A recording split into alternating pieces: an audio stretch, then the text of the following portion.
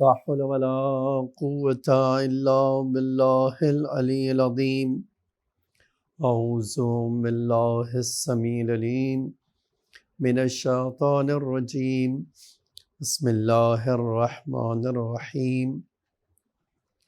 الحمد لله الذي لا يبلغ مدحته القائلون ولا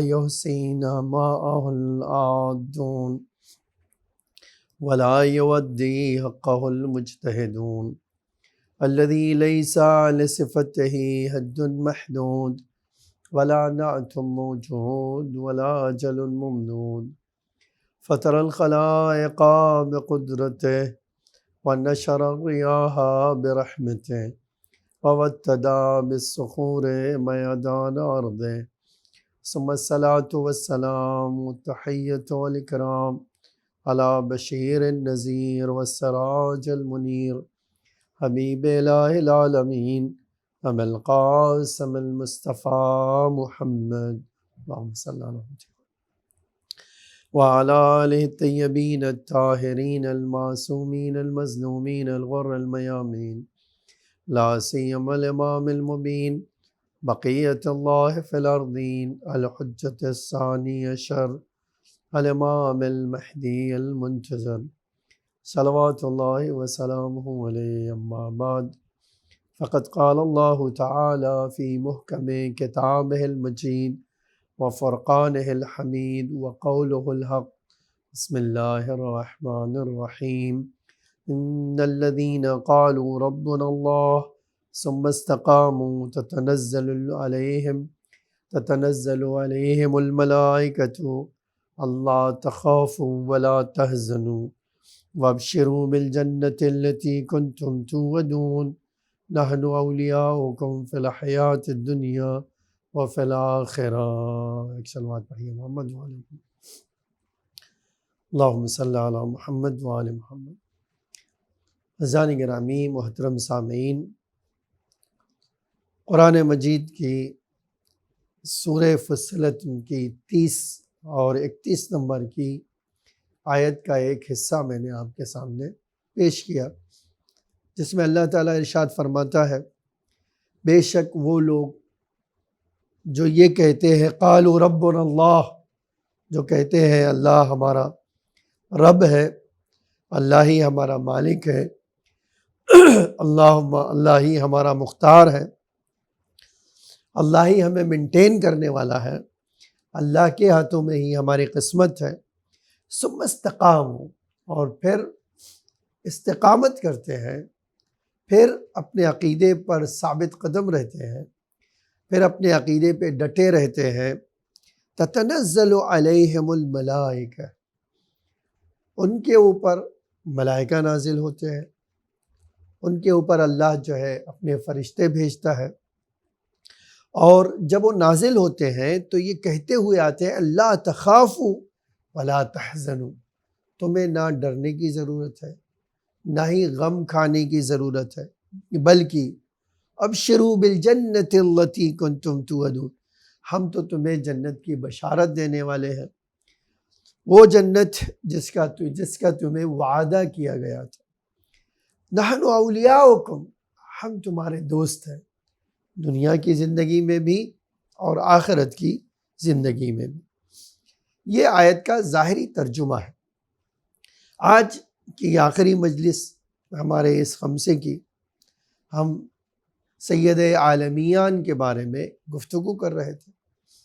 میں چاہتا ہوں آج کے موضوع پہ آپ تھوڑا غور کریں. آج شب جمعہ بھی ہے، آپ اس موضوع پر غور کریں. قرآن میں ایک چیز ہے صبر، ایک کا نام ہے استقامت. صبر کا تعلق انسان کے اندر ہوتا ہے، انسان کی ذات کے اندر ہوتا ہے، لیکن استقامت کا تعلق انسان کی زندگی کے سامنے ہوتا ہے، انسان کے وجود میں نہیں ہوتا ہے، انسان کے سامنے آتا ہے. مثلا آپ جو ہے بخار آیا تو آپ صبر کر لیجئے، یہ آپ کے وجود کے اندر ہے. آپ بیمار ہوئے تو آپ کا باڈی صبر کر لے، آپ فریاد نہ کریں. لیکن اسی کے مقابل میں آتا ہے استقامت. استقامت کہتے ہیں کہ اگر کوئی باہری دشمن آپ کا کوئی آپ کے سامنے آئے اور آپ کے عقیدے کے اوپر، آپ کے اخلاق کے اوپر، آپ کے دین کے اوپر حملہ ور ہو، آپ کمزور نہ پڑ جائیں، آپ کے پیروں میں لغزش نہ آ جائے، آپ تھرانے نہ لگیں، آپ ڈرنے نہ لگیں۔ اللہ کہتا ہے ایک بار تم نے حقیقت جان لی ہے تو پھر تمہیں کوئی ڈرنے کی ضرورت نہیں، تمہیں اپنے عقیدے پر مضبوطی کے ساتھ کھڑے رہنا چاہیے۔ میں ایک مثال قرآن سے لے آتا ہوں اور پھر ہم آگے اپنی بات کرتے ہیں۔ اگر آپ قرآن میں دیکھیے تو اس کی بہت ساری استقامت کی مثال قرآن نے دی ہے۔ ایک مثال اس میں یہ ہے کہ اللہ نے حکم دیا موسیٰ اور ہارون کو، اذهب الى فرعون انه طغى، اے موسیٰ فرعون کے پاس جاؤ، اس سے سرکشی اختیار کر لی، اس نے بغاوت کر دی ہے، اس نے وہ لمٹ کراس کر دی ہے جو ایک بندے کی ہونا چاہیے۔ وہ بندہ ہے، خدا بن بیٹھا ہے، جاؤ اس کے پاس اور اس کو ہمارا معجزہ دکھاؤ، ہماری آیات دکھاؤ۔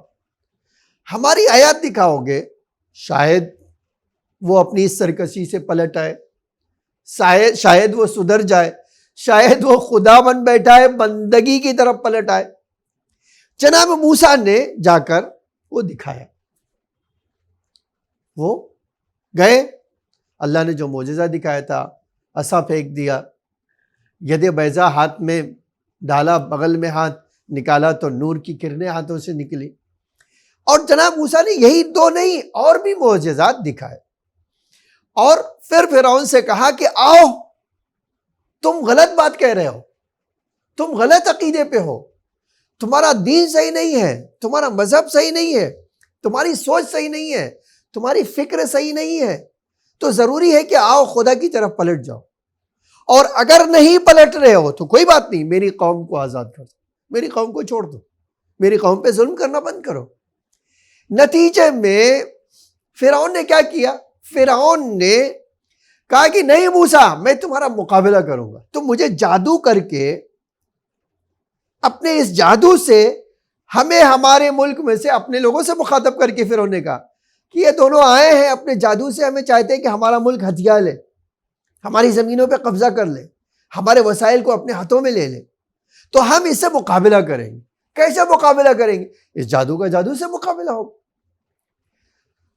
جناب موسیٰ کے سامنے اس سے کہا ٹھیک ہے، تم نے دکھایا یہ جادو، اب میں چاہتا ہوں کہ ایک دن معین کرو جس دن ہمارا جادوگر بھی آئے گا اور تمہارا جادوگر بھی آئے، تم بھی آؤ، پھر ہم مقابلہ کریں گے، اور جو جیتے گا، جو کامیاب ہوگا، وہ اس کے حق میں فیصلہ ہو جائے گا۔ جناب موسیٰ نے کہا ٹھیک ہے، تم بتاؤ کس دن طے۔ قرآن کہتا ہے طے ہو گیا ان کے درمیان، قرآن کہتا ہے طے ہو گیا۔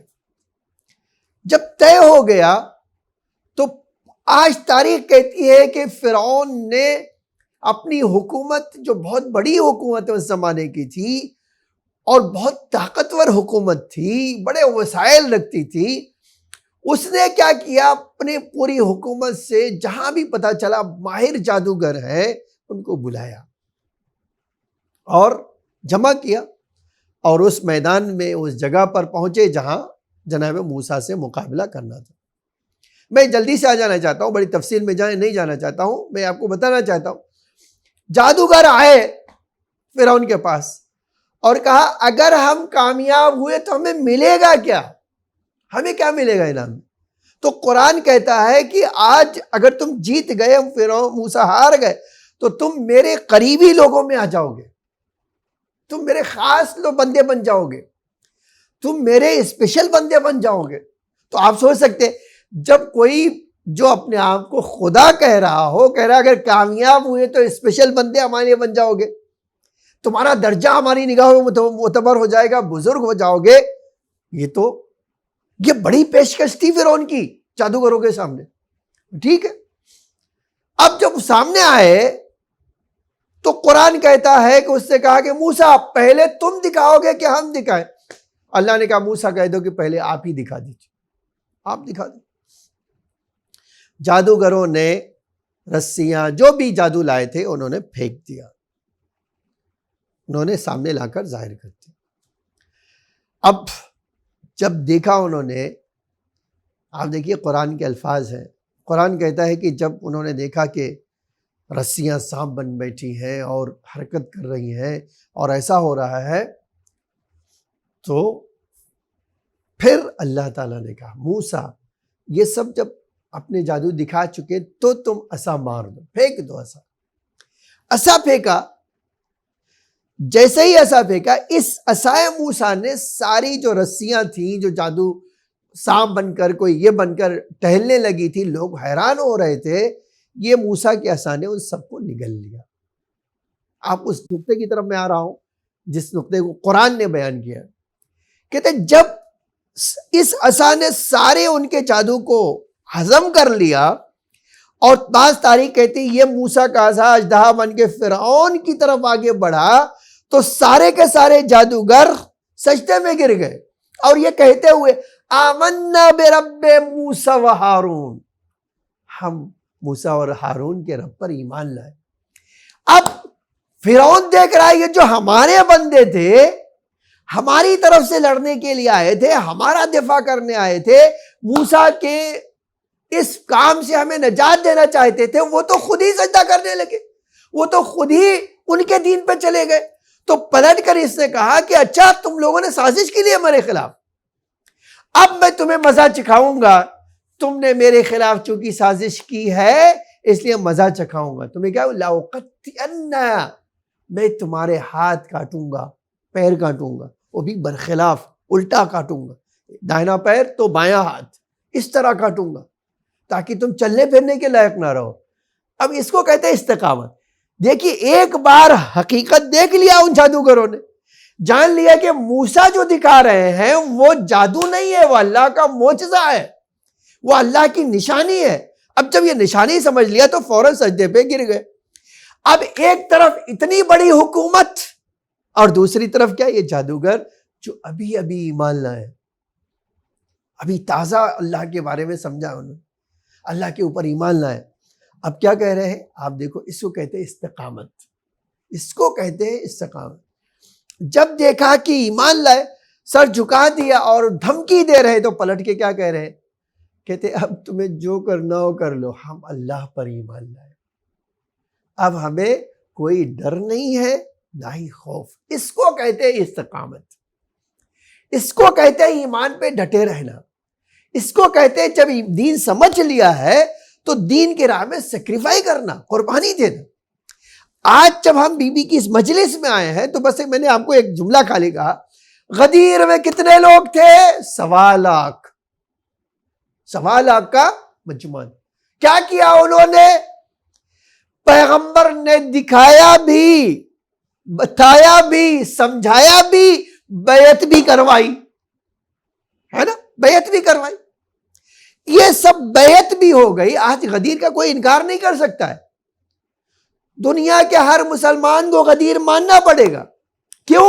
اس لیے کہ ایک دو صحابہ نہیں، آج اگر ہم یہ کہتے ہیں کہ ایک صحابی نے روایت کر دی، حدیث بیان کر دی، تو ہمارے لیے ماننا ضروری ہے۔ تو جب ایک صحابی کی ماننا ضروری ہے جہاں سینکڑوں صحابی کہہ رہے ہو، تو غدیر ایسی چیز ہے جس کی گواہی سینکڑوں ہزاروں صحابیوں نے دی ہے۔ اب جب ایک بار آپ نے کہہ دیا میرا مولا کون، آپ کا مولا کون، آپ نے مان لیا، سمجھ لیا، دیکھ لیا، اب تو قبول کر لیا نا۔ اس کا مطلب کیا ہے؟ اب جب بھی مولا کے اوپر بات ہوگی، مولا کے عقیدے کے اوپر بات ہوگی، تو آپ کو کوئی کمپرومائز نہیں کرنا ہے، چاہے جتنا اس کے لیے قربانی دینا پڑے۔ اسی سے آپ کو عصمت زہرا کا پتہ چلتا ہے۔ ادھر رسول اللہ کی وفات ہوئی، ادھر کیا ہوا؟ جس کو مولا بنایا تھا رسول اللہ نے، اس کو گھر میں بٹھا دیا گیا۔ اس کو کیا کیا گیا؟ لوگ اس سے قطع تعلق کر لیتے، اس کو گوشہ نشین کر دیا گیا۔ اب آپ کو کیا ہونا چاہیے تھا؟ مدینے کے لوگ تو تھے نا حج میں، تھے نا مدینے کے لوگ حج میں، مدینے کے لوگ تو حج میں گئے تھے رسول اللہ کے ساتھ، غدیر خم میں بھی تھے، اب کیا ہوا آپ بتائیے؟ کیوں لوگ کھڑے نہیں ہوئے؟ کھڑا ہونا چاہیے تھا نا مولا کے ساتھ، آپ کے ساتھ ہے ہم نے تو ایک بار آپ کو مولا بنا لیا ہے۔ اسی لیے آج روایت اور تاریخ کا جملہ پایا جاتا ہے۔ دو تاریخی واقعات سنانا چاہتا ہوں آپ کو، آپ دیکھیے اور پھر اندازہ کیجئے کہ اس آیت میں اللہ جو ہم سے کہہ رہا ہے اور نتیجہ بھی بتا رہا ہے، اگر ایسا کیا تو کیا ہوگا یہ بھی بتا رہا ہے۔ ایسا نہیں کہ قرآن نے چپ خاموشی اختیار کی، نہیں، سورہ فصلت اٹھا کے پڑھ لیجئے 30 اور 31 نمبر کی ہے۔ جب تم نے کہہ دیا اللہ ہمارا ہے، پروردگار ہمارا ہے، اور اس پہ ڈٹے رہے تو کیا ہوگا؟ فرشتے آئیں گے، فرشتے آئیں گے اور یہ کہتے ہوئے آئیں گے، فرشتے آئیں گے تو کہتے ہوئے تمہیں خوف کرنے کی ضرورت نہیں ہے، تمہیں ڈرنے کی ضرورت نہیں ہے، بلکہ میں تو آیا ہوں، ہم تو آئے ہیں اس جنت کی بشارت دینے کے لیے، اس بشارت جس کا اللہ نے تم سے وعدہ کیا۔ اور پھر یہ عجب جملہ ہے قرآن کا کہ ہم فرشتے دنیاوی زندگی میں بھی تمہارے دوست ہیں اور آخرت کی زندگی میں بھی تمہارے دوست۔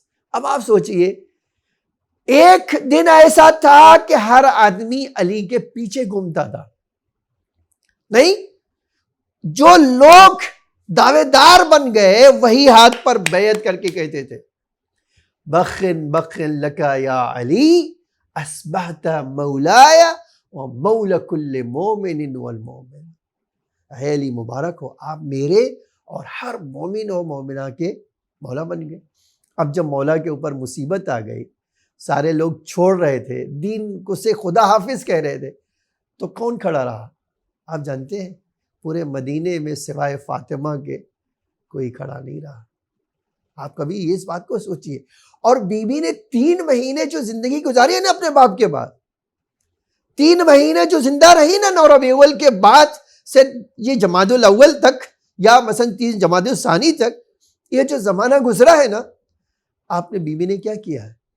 صرف جا جا کر انصار کے گھروں میں، یہ کتنی بات تھی، 40 دن تک ایک ایک انصاری کے گھر میں رات کو گئیں، دق الباب کیا، آواز، جب لوگ دیکھیے یہ کیسا منظر تھا مدینے کا۔ اب جب دروازے پہ کون کھڑی ہے؟ فاطمہ کھڑی ہے، دق الباب کر رہی ہے، پوچھتے تھے فرمائیے، تو کہتی بی بی کہتی تھی میں تمہیں آئی ہوں غدیر کی یاد دلانے، تم نے غدیر بھلا دیا۔ اب ایک بار آپ سوچئے گا کبھی واقع کہ جس مسئلے پر ساری دنیا کو کھڑے رہنا چاہیے تھا، سوائے فاطمہ کے بی بی کے کوئی کھڑا نہیں ہوا۔ آپ یہ کتنی حیرانی کی بات ہے، نہیں؟ اس کو اللہ کہتا ہے کہ جب بھی تم نے عقیدے کو قبول کر لیا ہے تو تم دفاع کرو۔ اسی سے عظمت سمجھ میں آتی ہے کس کی؟ سمیت عمار کی۔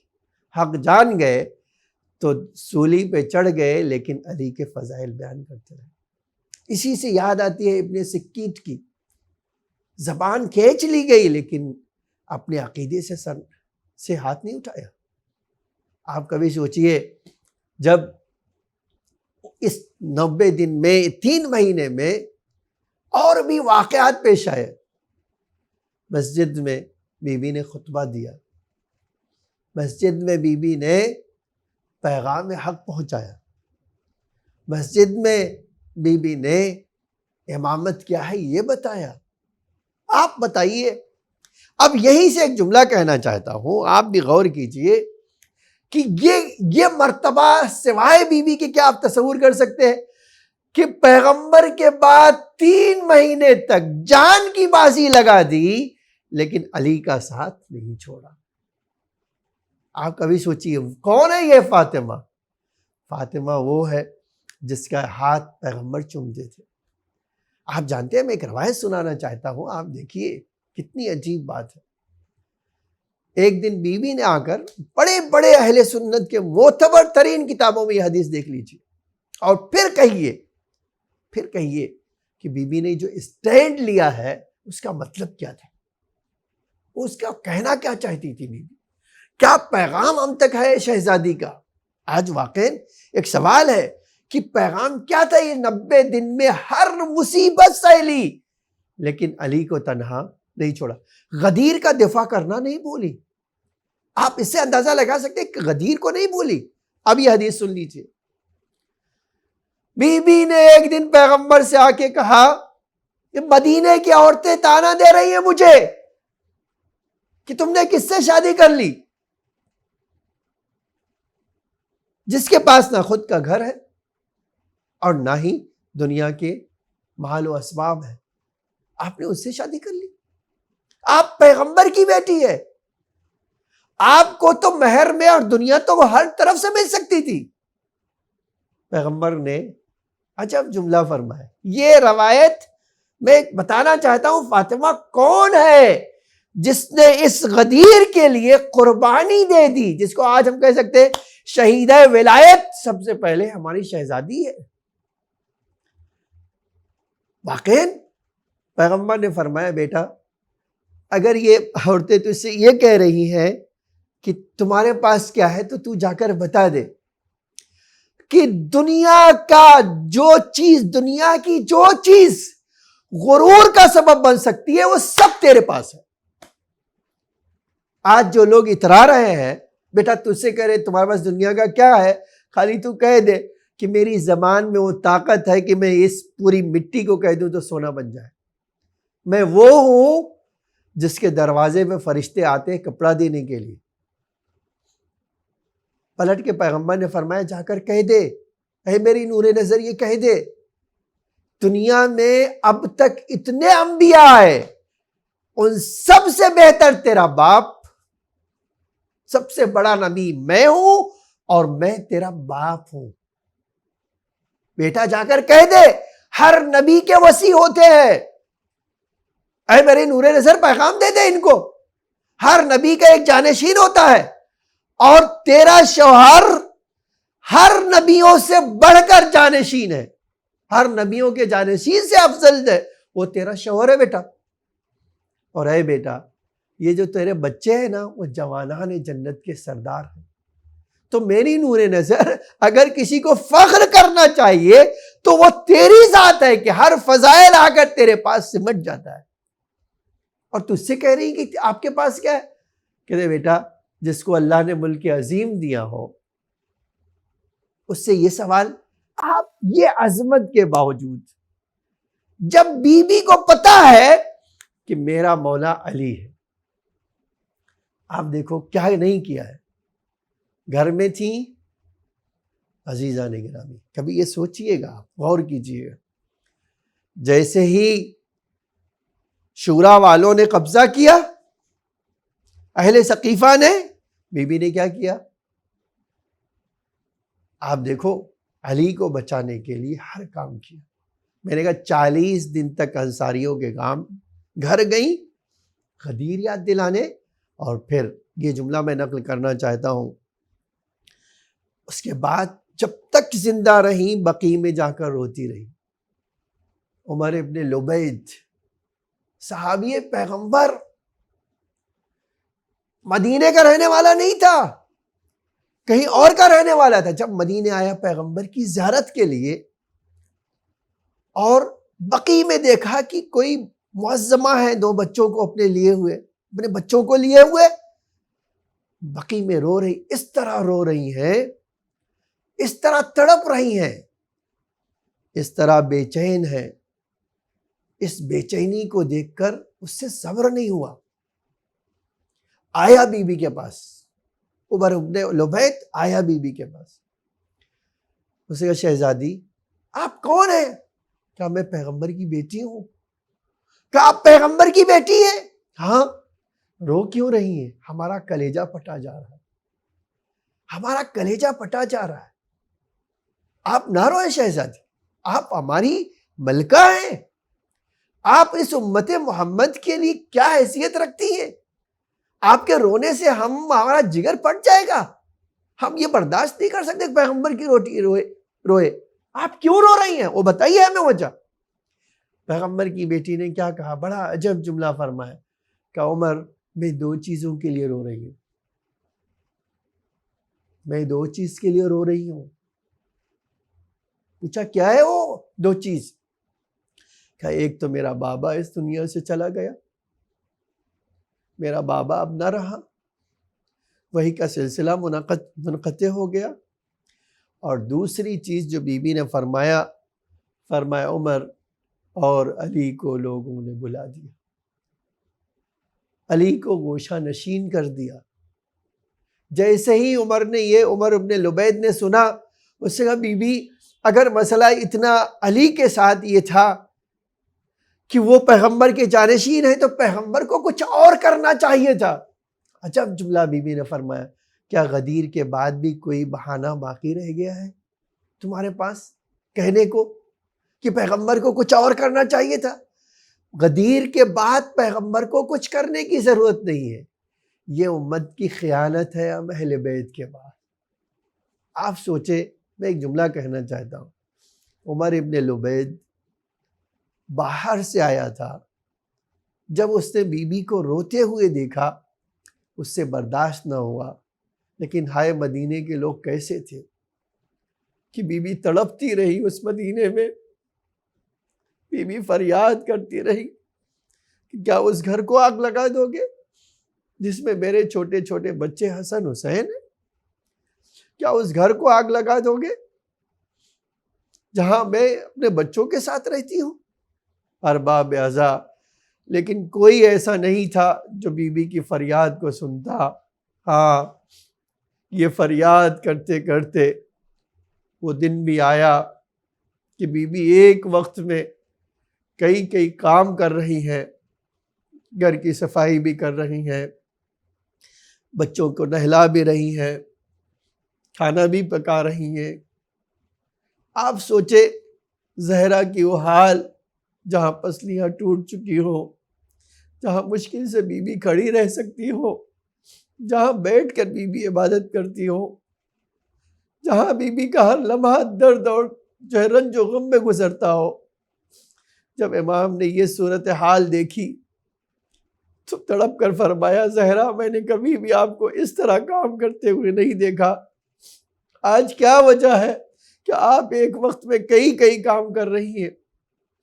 فرمایا، علی میں نے رات کو اپنے بابا کو خواب میں دیکھا ہے، میرا بابا آغوش پھیلائے ہوئے ہے، میرا بابا مجھے کہہ رہا ہے بیٹا میں تیرا انتظار کر رہا ہوں۔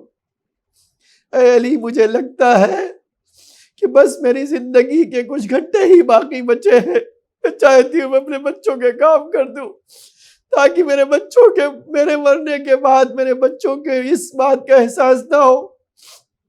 ارباب عزا، مجھے نہیں پتا بی بی نے اور کیا کیا باتیں کی، ہاں تاریخ نے ضرور لکھا ہے کہ فرمایا، اے علی میں چند وصیت کرنا چاہتی ہوں، آپ میری وصیت پر عمل کیجئے گا۔ فرمایا، اے زہرا جو چاہو وصیت کرو، میں تمہاری وصیت پر عمل کروں گا۔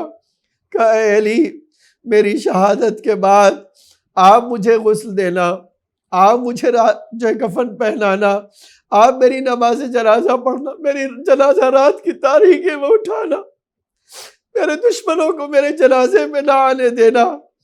ارباب عزا، بی بی نے یہ کہا اور بچوں کو حوالے کیا، کہا بچوں جاؤ اپنے بابا کے ساتھ مسجد میں چلے جاؤ۔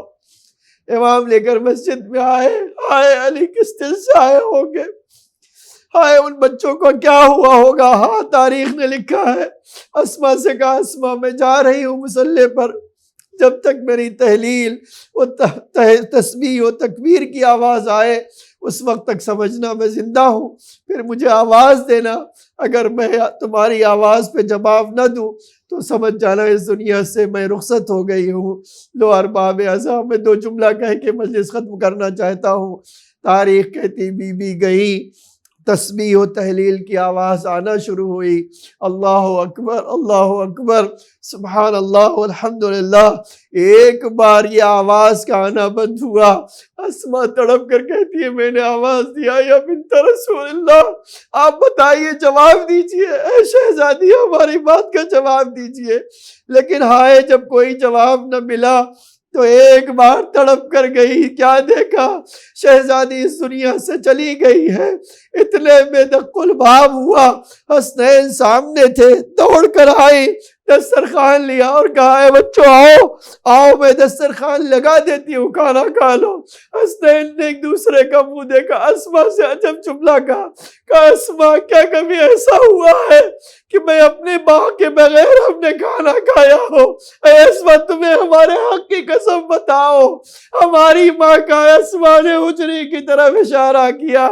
اب دونوں بچوں گئے حجرے میں، کیا دیکھا اس دنیا سے ماں رخصت ہو چکی ہے۔